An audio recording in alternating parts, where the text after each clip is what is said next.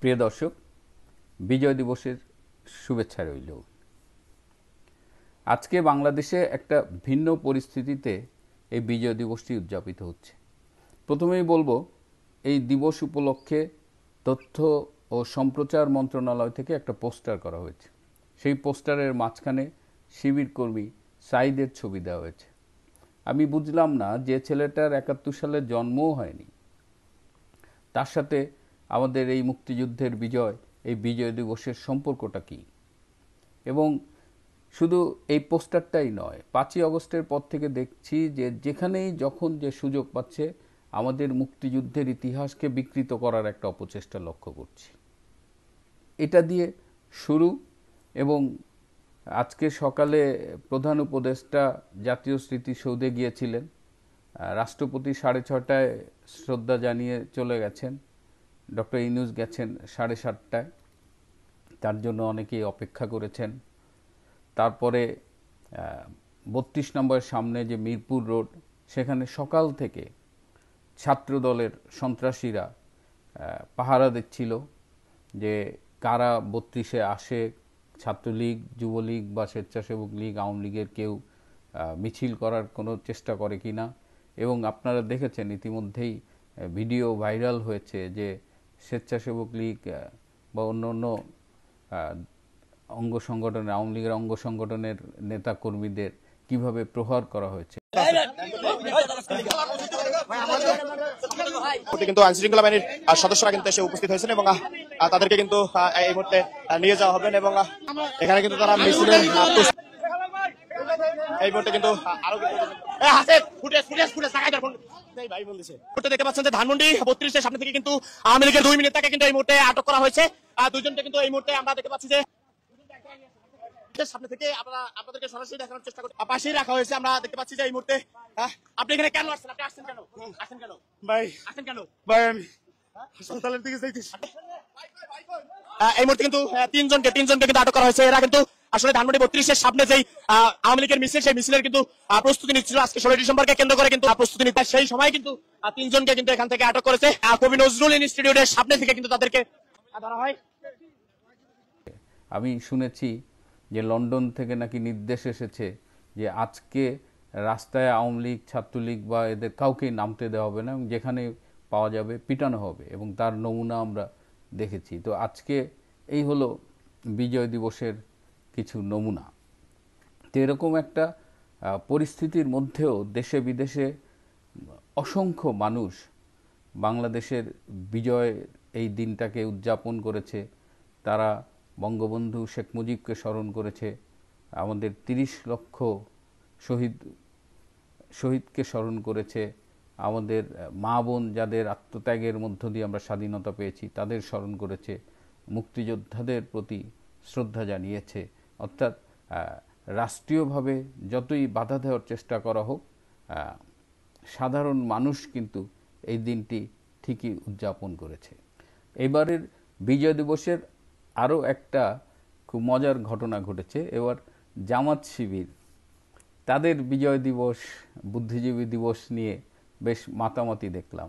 অথচ আমরা সবাই জানি যে ১৯৭১ সালে পাকিস্তানি হানাদার বাহিনীর সাথে বাংলাদেশের যে গ্রুপটা, যে দল বাংলাদেশের স্বাধীনতা চায়নি, তারা হলো জামাত। এবং তাদের ছাত্র সংগঠন, তাদের আরও কিছু সহযোগী সংগঠন ছিল, আল বদর, আল শামস, রাজাকার বাহিনী। তো তারা দেখলাম এবার খুব লাফালাফি করছে। আপনাদের একটা ছবি দেখাই, শিবিরের একটা বিজয় দিবসের র্যালি হয়েছে। আচ্ছা, এই পতাকাটা দেখেন তো, এই পতাকাটা কাদের? এই পতাকাটা, এরকম পতাকা আমি ঠিক মনে করতে পারছি না। তো এই হলো জামাত শিবিরের এই ন্যাকামি দেখে খুব খুব হাসি পাচ্ছে। আমরা কি এতই স্মৃতিভ্রষ্ট জাতি? আমরা কি জামাত শিবিরের ৭১-এর মানবতা বিরোধী অপরাধ, যুদ্ধ অপরাধ এবং অন্য অন্য অপরাধের কথা ভুলে গেছি? আমাদের যে ঘরবাড়ি জ্বালিয়ে দিয়েছে, পুড়িয়ে দিয়েছে, অসংখ্য নারীকে ধর্ষণ করা হয়েছে, অসংখ্য মানুষকে হত্যা করা হয়েছে, এই সকল অপরাধের সহকর্মী ছিল এই জামাত। এবং তখন তাদের যে ছাত্র সংগঠন ছিল ইসলামী ছাত্র সংঘ, আজকে যেটা ধারাবাহিকভাবে ইসলামী ছাত্র শিবির হয়েছে, এবং আমরা সব যেন ভুলে গেছি। এমনভাবে লাফাচ্ছে যে আমাদের যিনি আমির, তিনি ডাক্তার শফিক, তিনি এমনভাবে কথা বলেন, তিনি আবার দাবিও করেছেন তিনি নাকি মুক্তিযোদ্ধা পরিবারের সন্তান। মানে আমরা কি বলবো আর কি, দেশে এমন একটা অবস্থা শুরু হয়েছে। এটি অবশ্যই আমাদের জন্য কষ্টের, দুঃখের, কিন্তু এটাই শেষ নয়। যে জাতি ৭১-এর বিজয় ছিনিয়ে আনতে পারে তাদের জন্য বাংলাদেশে মুক্তিযুদ্ধের চেতনা, আমাদের এই স্বাধীনতা দিবস, বিজয় দিবস, এগুলোকে ফিরিয়ে আনা, এগুলো খুব কঠিন কাজ না।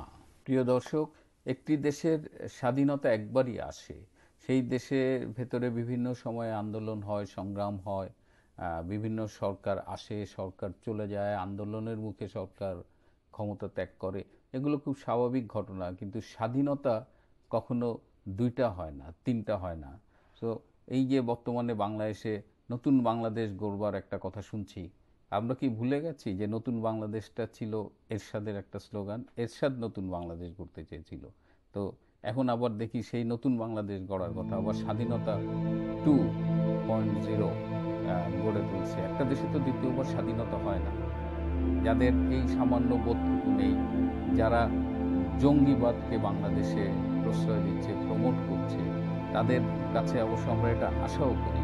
কিন্তু আজকেও স্মৃতিসৌধে যে সাধারণ মানুষের যে ঢল নেমেছিল, সারা বাংলাদেশে, সারা পৃথিবীতে বাঙালিদের ফেসবুক দেখলে বোঝা যায় যে এই বিজয়কে, এই বিজয় দিবসকে, এই মুক্তিযুদ্ধকে বাংলাদেশিরা, বাংলাদেশের বাঙালিরা কিভাবে ওন করে। সুতরাং আজকের এই বিজয় দিবসে হয়তো কিছুটা প্রতিকূলতা আছে, কিন্তু এটি শেষ নয়। আমাদের বিজয়, আগামীতেও আমরা আরও সংগ্রামে নিয়োজিত হব, আরও বিজয়ী হব।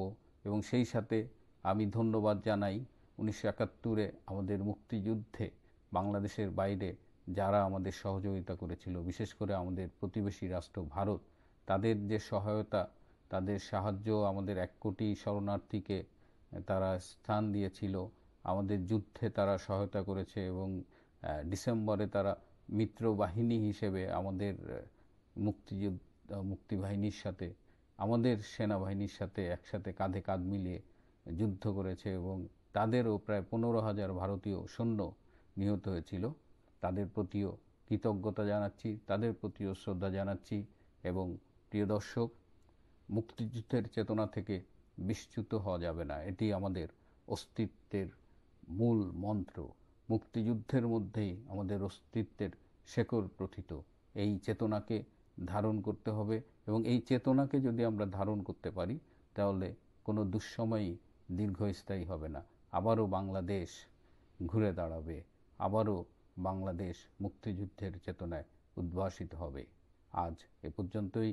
সবাই ভালো থাকবেন, সুস্থ থাকবেন। জয় বাংলা, জয় বঙ্গবন্ধু।